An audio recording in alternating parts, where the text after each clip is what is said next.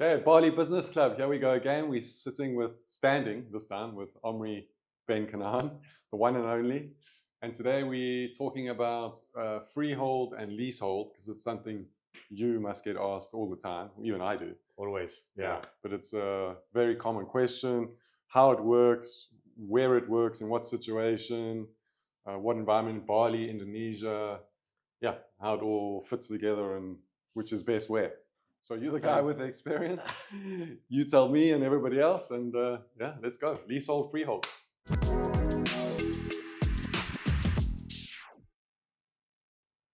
Hi everyone, thank you, Gawain. Yeah, you're right. This is a question I'm asked constantly, and what's great about doing this podcast is that it's going to save so much of my time. Now I can just say, click here if you want the answer, and not spend half an hour explaining to everyone. So it's not going to be a long podcast. We're going to talk about the differences, very briefly about the differences between freehold and leasehold.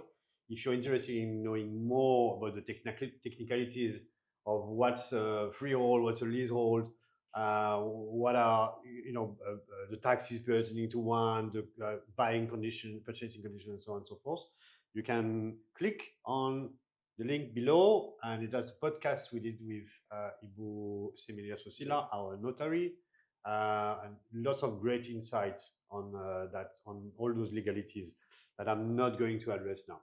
So, okay, let's dive right in. Let's kick it off, yeah. All right, so quickly, let's talk stats, okay? So this is something that I didn't know up until recently, and we learned that you and I from our friend at RAID. Read, yeah. I never know what to pronounce it. RAID, REID, which means realinfo.id, I believe, yeah. And those are the guys doing a bunch of stats on real estate in Bali. They have the ambition to cover all Indonesia, but right now it's very, very focused on Bali. I would recommend to check their website. Lots of great stats on Canggu, on Uluwatu, on every area, most of the areas in Bali, for holiday rentals, for real estate, land for sale, blah, blah. Okay. Yeah. I think it sounds like advertising. Yeah, we've done two shout outs to them, actually. We're not even paid to talk about them, but we love them that much. Anyway, okay, so they taught us, and this is coming from them, that the volume of leasehold versus freehold in Bali was 80-20.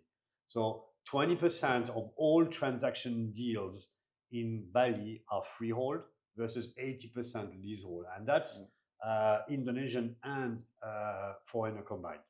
Okay, foreigners combined. So there's a tremendous amount of leasehold, way bigger than freehold transactions. So it is something to think about when people are deciding whether they want to invest in a property that is going to be freehold or whether it's going to be leasehold.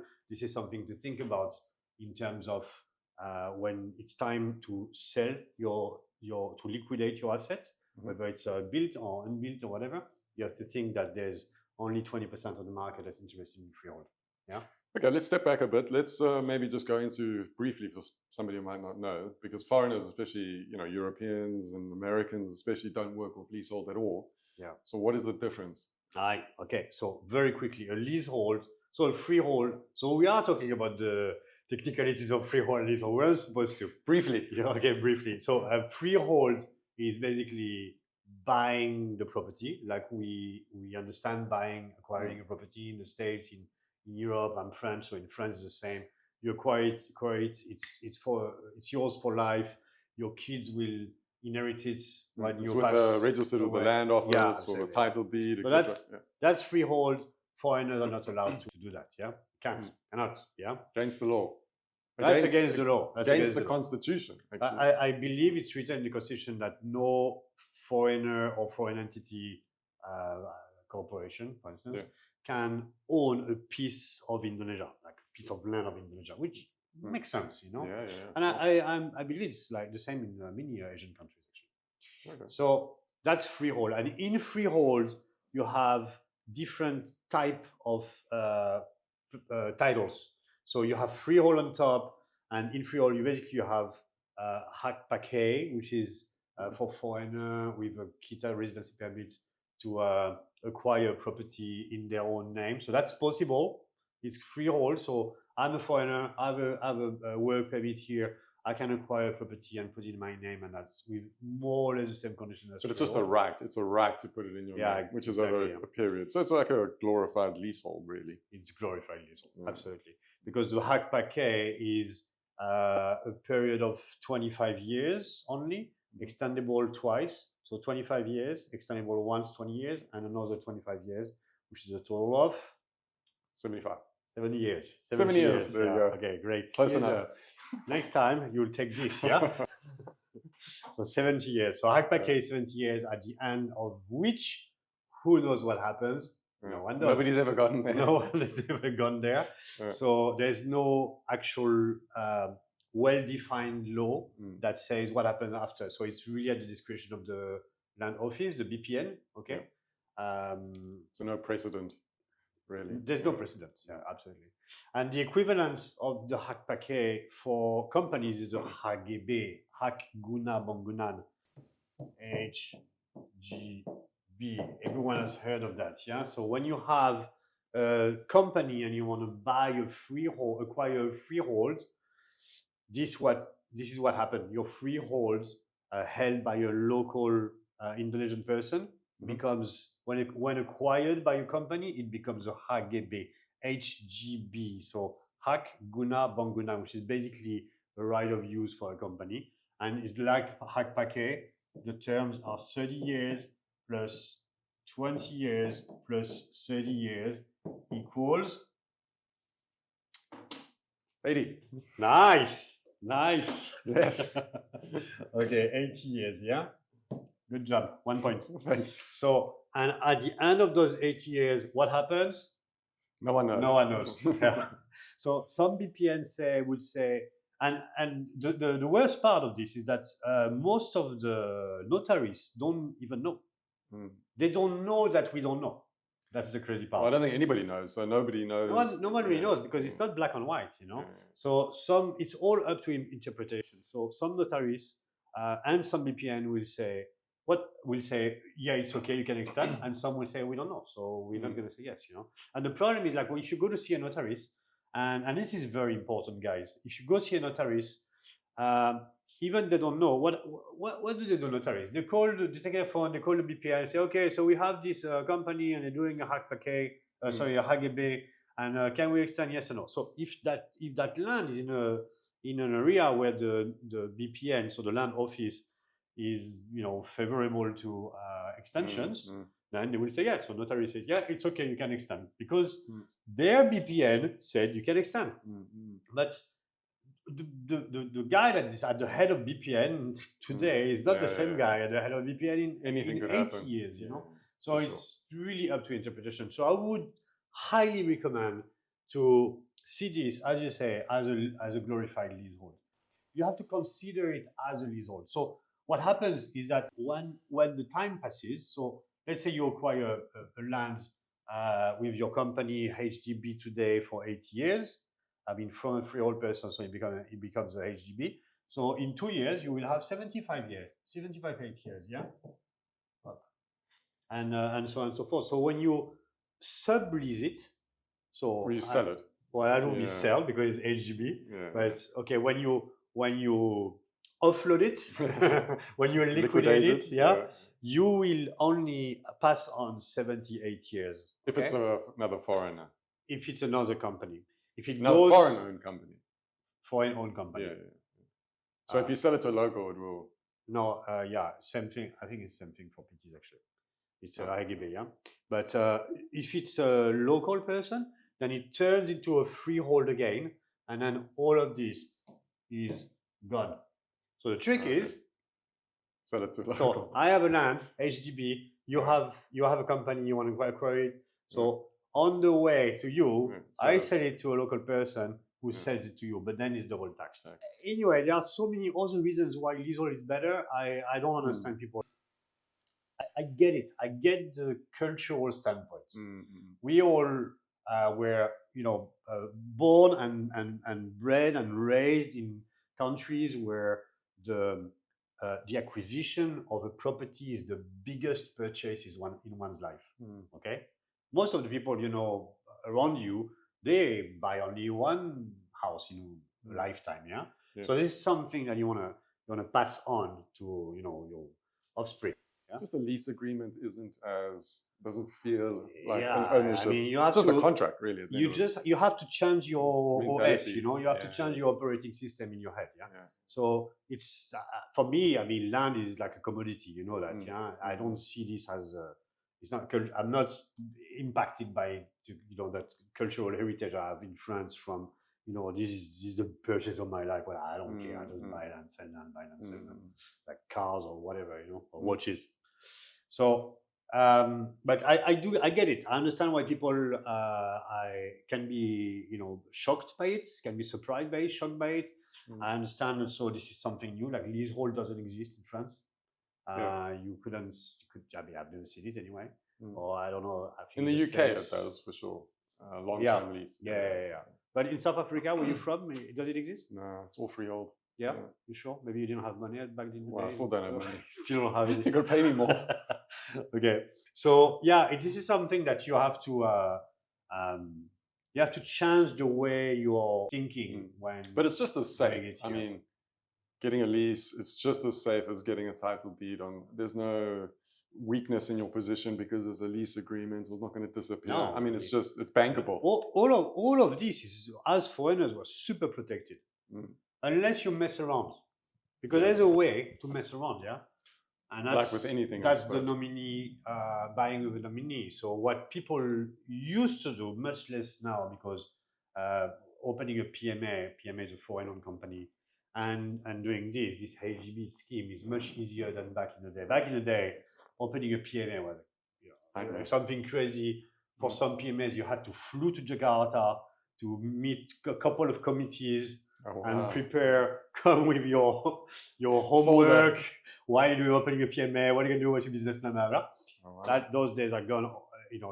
Thankfully, but it was complicated. So what people used to do, I'm going to say it here, so you guys don't do that. Yeah. So, but understand it. Yeah. What people used to do is, okay, so you are a local person and you're selling your property. Yeah. You're Indonesian. And I'm a foreigner. I'm interested in the property, but I cannot buy it freehold. So what I do is I use this gentleman here, and he buys Nicholas. He's our camera operator, and he's Indonesian. Hi, Nicholas. So what we would do is I will use Nicholas to purchase the property for me. Yeah. Okay. So basically, I take my money, give him some money, he pays. It's property we trust Nicholas in his name, so that's called a nominee. Yeah. So he pays for the property, and the scheme was, if I recall correctly, you'd have a lease agreement with him. So he would give us a lease agreement saying, I lease you the property for 100 years, whatever. Then there's a loan agreement. So at any point in time, I can, say, hey, you owe me 2 billion rupiah, pay up, whatever. And then I remember there was a document, kind of like a right of marketing the land, right of use the land, all that, whatever. Very unsafe. Don't do that. It's not legal, though, is it? Oh. It's a workaround. So all of these steps are legal, but the act of doing it is not legal. Okay. But I do not recommend to do that. If anyone offer you to do that, I would recommend to say no. Well, you don't need it really anymore. That's not very legal. It's you don't need it.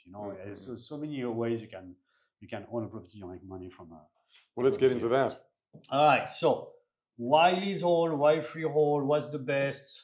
Okay. One thing that I want everyone to understand here is that what I'm going to show you here is only relevant to certain type of areas, namely emerging areas, emerging markets. So places like Kedunggu, like Bingin a couple of years ago, like Yeganga in 3 years, and so on and so forth. Yeah, this doesn't work in Canggu, in Seminyak, all the mature market.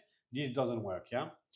There's a lot of other areas, or like very, very tiny little niche areas within other areas, and we cannot name them all. Yeah. So basically, just to understand how this works, let's see what happens with land price escalation over the course of years. So land is always the same price. Yeah, we've seen that graph before. Yeah, on those that have watched our other podcast, we've seen that setup and that graph. So I'm just going to reproduce it and comment along the way so we understand better. So in Bali, land is always more or less the same price. It's 3 million, around 3 million per area for leasehold per year, and equivalent to 250 million. So 3 million per area per year. This is leasehold, and freehold is 250 million per area. Yeah, and the price is like this and stay on forever and ever and ever and ever. And then there's an uptick. Something happens. People get interested in the area, and it goes up very fast, up super fast, like Kedungu today. This is today in Kedungu, yeah, and up and up and up over the course of around 5 years, and then it starts plateau after 5-6 years, yeah, and that's what we've seen so far in all the markets. I mean, the villages here, like Perenan, like Canggu, Brawa, Batulang Brawa, and so on and so forth. Yeah, it's just on an earlier time frame. Yeah. So today, where's today? Today is here. Hang on. Let me take another color. We make red so we can see it well. Yeah. So this is again 3 million per area per year leasehold, and 250 million per area freehold. This is when it's even lower than that. Sometimes 150, but more or less, yeah, give or take, yeah. An aura is how big? An area is 100 square meters. So 10 by 10. Well, it can be 2 by 5. True. Oh, sorry, yeah, 20 by 5. And maybe just a bit of a conversion on into USD. So 3 million is. So 3 million is around $200, I'd say, and $250 million USD, yeah. Mm-hmm. So you times it by how many aura, times it by how many years, times by 200. Yeah, exactly, yeah. And 250 million is around 1,800. I don't know. The exchange has changed lately. So, and also, let's not talk conversion too much. Otherwise, in 6 months, it doesn't mean anything. Yeah. Sure. So, as of today, this is the price. Yeah. Okay. So, it stays for 3 million forever, and then it goes up. Yeah. And when it goes up, so for instance, in Kedungu today, and that's today, okay, it's around 13, 14 million. Yeah. Before we get to that, what are the reasons why there's this quick uptick? Like, I've kind of figured it out living here for 6 years, but what do you think? Well, let me get back to that after, because this is a podcast on its own. Yeah. So let's talk. Keep that one, and we'll talk about it in 5 minutes. So today it's around 30. Okay, let me write it here. It's better.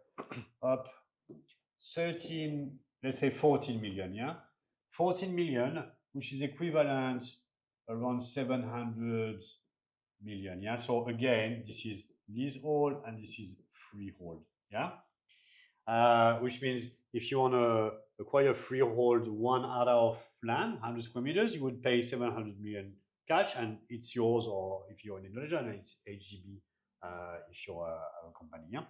And if you are a foreigner, you're on a leasehold, 40 million times the number of years, times the number of 100 square meter plots, and that's your price ultimately. Yeah? So when the 5-year term, so this is 5 years. Here, 5 years, 5 years, yeah? Yep. When the 5-year period ends, the price here is around 40 to 45 million. Okay? Equivalent in for freehold in rupiah would be around 1.5 billion. So 1,500 million, yeah? This is a price, so I want to talk about that price here. 1.5 billion, sorry. Oh, okay. B, yeah. 1.5 B. All right, so bad. Okay, so we've noticed that over the course of so many years that we've been doing business here, as far as freehold lands are concerned, there is this 1.5 billion billion mark is kind of like a psychological cap beyond which the land price has a very hard time to Jump over. Yeah, it takes a while. So it goes higher, like, if in certain conditions, in Peru and close to the beach, for instance, Yeah. But if you're very close to the beach or some conditions, or over time it goes higher, but it takes a lot of time, A prime location, and food same and here. beverage. Yeah, and same for the 40-45 million. So basically what happens here, let's change colors. Which color you want? Blue. Blue? Light blue. Okay. So let's take today as an example. Today it's 14 million, okay? So the leasehold will go today in Kedungu, for instance. Today is 14 million per ADA per year. It will reach 40-45 million, yeah? So that's 3x. Yeah, I don't know if you want to move a little bit. Yeah, 3x, yeah? So that's 300%, okay? Whereas here, let's do it here. Oh, same. For freehold, from 700 to 1.5 billion is barely over 2x. Do I need to say anything? Yeah, why? More, or this is all very understandable and and self-explanatory. Yeah, it's a bit weird, the situation, like why there's the difference, but Yeah, we'll figure that out. Hold on. This is because now Kedungu is all, the uptick is already like, one and a half year in, yeah. But when we hear, for instance, so remember this 3 million thing, yeah, 3 million per ADA per year. I never invest at 3 million. I never do it. I always invest at 5 million, yeah, because for me, if I see it goes from 3 to 5 in a certain amount of time, and other also factors, it's not just that, many other factors, location, other developments, so on. This is where I put my money. Yeah. The fund, when we start investing, this is where we started. So we didn't invest actually in 5 million because we only bought commercial plots, so like street front. Yeah. So it was a tiny bit higher, but we're talking residential numbers here. Yeah, commercial is way higher. Commercial is this 40 million is 70 or 80, and this is maybe when we started. The first plot I ever bought in Kedungu was 7.9 million, so 8 million. Yeah. And that was a year and 2 year years and ago. a half ago. Year and a half, yeah. And it will, so 7.98 million, and we'll get to that in 5-6 years. Yeah. And now it's all around 10x. 14, 15. So 5 million, and the equivalent freehold is around 300 million. Yeah. So if you look at that, I'm going to change color again. What do we have left? White. If you look at that, so we are talking from here to here. For leasehold, we are talking 9x. And for freehold, we are talking 5x. So that's why, and the conclusion of this is very self-explanatory, that's why it's always better in emerging areas to acquire leasehold over freehold. Plus less legal headache, plus cheaper because you immobilize less capital. Makes no sense to immobilize more capital and make less money, right? Sure. So less legal headache, a bigger market outcome. When you sell your land, you have just more people to buy it, as simple as that. And you make more money. So that's it. Easy. Yeah, easy. So that podcast would have been finished if you hadn't asked a question about earlier. So what do you want to know? But I suppose 9x and 5x is also, you got to hit that timing so perfectly. So why, what was the question again? I forgot. Oh, why? What are the factors involved with this rapid upswing? Okay. So now we go to the coconut law. Yeah. That's the coconut law. This is something foreigners find even more weird, the coconut law. That's weird. It's a nice story. I like telling people. So before I talk about the coconut law, let's talk about something that we've talked about at length in other podcasts. The tourism growth in Bali. So in order to understand that, you must understand one, two, three other factors. Mm. Factor number one, Indonesian governments, starting with when Jokowi came into power in 2014, Indonesian government has a very, very strong will to develop tourism in Indonesia. Okay, the number of tourists, you drive in Canggu and you feel, oh, it's crowded. It's nothing. It's nothing. It's not even.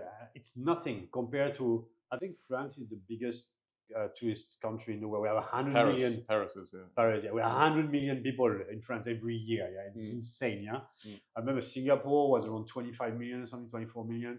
Indonesia is nothing compared to that. It's even less than that. So there's room. Indonesia is so big. It's 5,000 kilometers. It's as big as Europe. Yeah. So imagine you combine the tourist numbers of every European country and put them together, and you still have time to grow. Yeah. Sure. So there's so much room to improve tourism in Indonesia, not only on numbers again, but also on on quality. Yeah. So Indonesia has a very, very aggressive policy towards tourism. They always want more and more and more and more. And they understood before Jokowi, it was kind of organic. Yeah, Bali was becoming famous on its own. Through Instagram mainly. Through Instagram mainly. Yeah.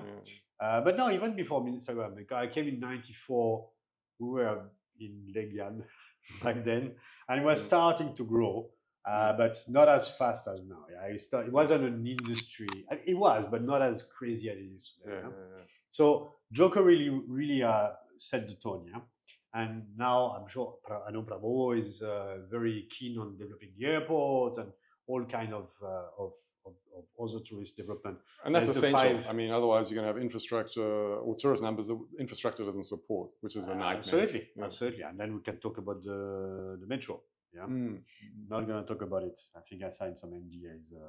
But there is a metro railway plan for Bali. There is a metro. So it's starting. That's a game changer for amount of. But we'll talk another time. Yeah, I'm trying to get these guys on the podcast actually. Oh wow! But it's not easy. So what's happening is the first factor is Indonesia has a very, very strong will to develop tourism. Yeah? So more tourists, because it's scalable. Because I believe Bali is like 5 to 7% of the GDP of Indonesia, which is huge, massive. Yeah. So they understand it's crazy money. So they put $10 million in advertising in Indonesia, in wonderful Indonesia across the world, brings back 20 million. Those numbers are not accurate. And I think Bali's 2024 is the highest tourism number ever in Bali. Yeah. So 7 million so far. 7 million. And I read somewhere, I'm not sure it's accurate, but they're expecting 8 million in 2025. So this directly translates to this kind of upswing in property. Yeah, you got to put these people somewhere. Yeah. So where you cannot, and that's where the coconut law comes into play. So you got to put these people somewhere, but where? Yeah. So any other country, you build up. Yeah. But here there's a law that's called, I don't know, it's not called the coconut law. It's called law number whatever, article number whatever, clause number whatever. I call it the coconut law. Amongst foreigners, we call it the coconut law. So basically, in Indonesia, in Bali, you cannot build above the height of a coconut, which is set as 15 meters. Coconut tree, yeah. Coconut tree, not the coconut. It's a very low building. Yeah. So 15 meters is around 4 levels. Yeah, I thought it was 3. Okay, 4. There's no limit in levels. If you want to put like 1 meter level, you can put 15. Yeah, but it's more or less 4 levels. Level 3 meters, yeah, usually. Yeah, just so 4 times 3 plus the roof, whatever. Yeah, 4 levels. Yeah. So because of that law, you cannot build upward. So the growth of tourism goes horizontal, right? So right now, we are located right now in Penang. This is where we record this podcast, where our company is. From Penang to the airport is packed. It's packed with people. So with houses and development and buildings and whatnot. Yeah. So it has to overspill that way, westward. Yeah, northwestward.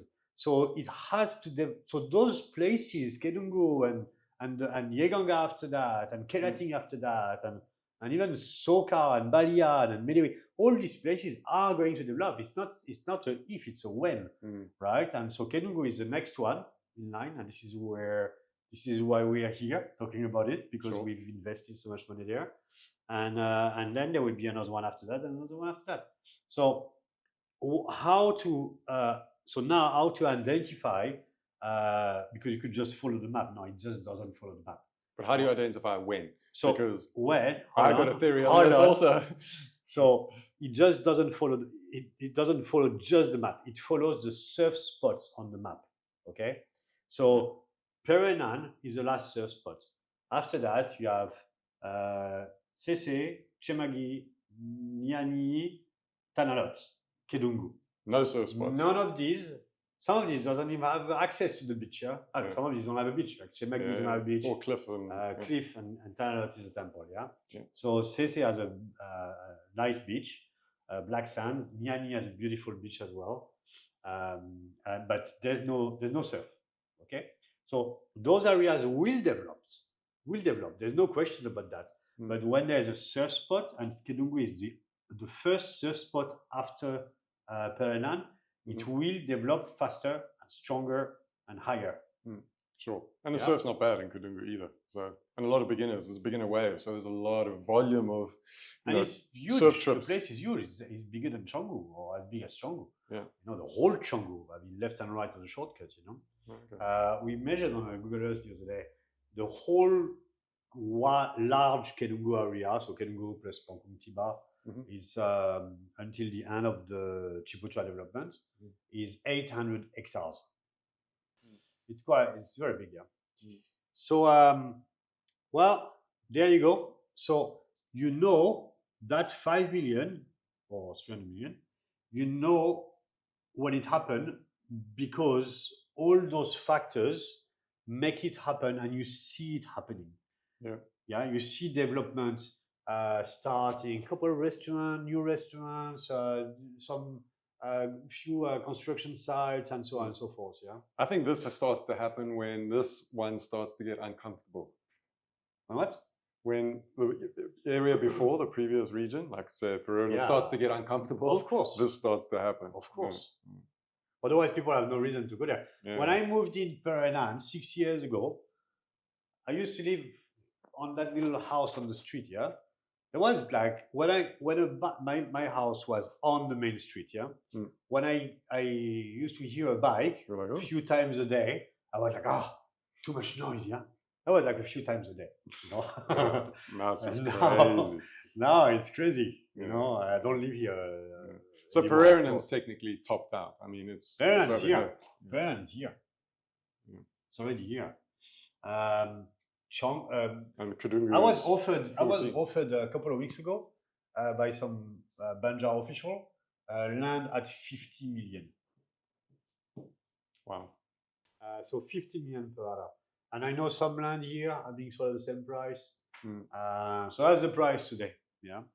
Expensive. Yeah. It's the price. I remember when we acquired that land where we built the 3-story building.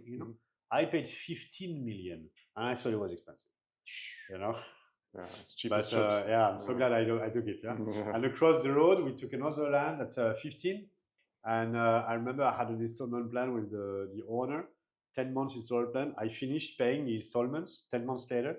1 month after that, 1 or 2 months after that, I sold it for 2.5 times the price. That's where hair, the beauty salon hair is installed now. Is there. They bought it from us. Wow. So so this time frame is short when it starts to kick off. It's like look, don't try to look for this. Better you follow the podcast, and I tell you when this happens. On the next land. This is finished. Yeah. If you can get it from here to here-ish, that's a great investment. Yeah. Because it starts to be good to invest in the next place when it's around here. You can start investing in the next place. Yeah. It depends. It's not exact science. Yeah. It's real estate, so you have to go, you have to check, you have to get your hand dirty, you have to talk to a bunch of people, and you got to know what's going on, the sentiment, because you can just hear like people complaining. Time there. You got to spend time, or you got to invest in somebody who does spend time. Yeah, exactly. In the beginning, the early days of our Kedungu adventure journey, I used to go every single weekend with my daughter and I, and spend the weekend there. I rented every single place there is for rent, whether Airbnb or hotels or whatever in Kedungu. Yeah, I mean, you got to. Yeah. Except Little Ripper, I think. That's another podcast. That's another podcast, yeah. Alright. Okay, so well, that's it. Yeah. So to sum up, okay, let's sum up one more time. If you want to invest in Bali and you're thinking you have the old ways of thinking of the back in your country where it's better to buy something than lease something, think again. If you want to make money, if you want to profit from your investment, and you want to invest in those places where the markups are huge, the profit is huge because the multiplier is very big, then think again. Forget that way of thinking. Think leasehold, think commodity, think it doesn't matter. Don't get emotional when you do real estate. If you get emotional, this is where you start making mistakes. Yeah. And making mistakes is exactly the opposite of optimizing. So if you want to optimize your investment, keep that in mind. Save that podcast somewhere. Rewatch it in 2 years, in 3 years, in 4 years. The numbers will not be the same. The years will be different here, but the principle will be exactly the same because this has been going on for years and years and years in Bali. Yeah, 30 years, 40 years. Yeah. So emerging markets, leasehold. Other markets doesn't matter. If you want to invest in Canggu, in anywhere else, it doesn't matter. You do whatever you want, you know. And some people have different reason, for the investment. Yeah. I'm in here for the money. Some people they want to build their dream house, or maybe even you go to Kenungu and you find this very very amazing land that you fall in love with, and it's a freehold, and yeah, just buy a freehold. No problem. But if you're in here like me for the money and to optimize as much as you can your investment, then follow that graph, and you won't be disappointed. That's it. Yeah, and there's also a great podcast on how to actually negotiate the leasehold as an extension. So that's really handy to know. Now that you know the principle, you can understand how best to negotiate with the landlord and get the best deal possible. We'll put a link, so 2 links in the basement, whatever description.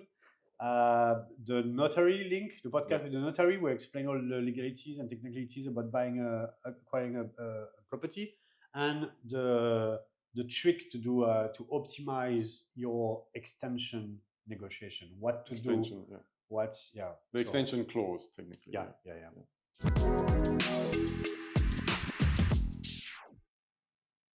All right. Well, if you have any questions, feel free to ask the questions in the comments below.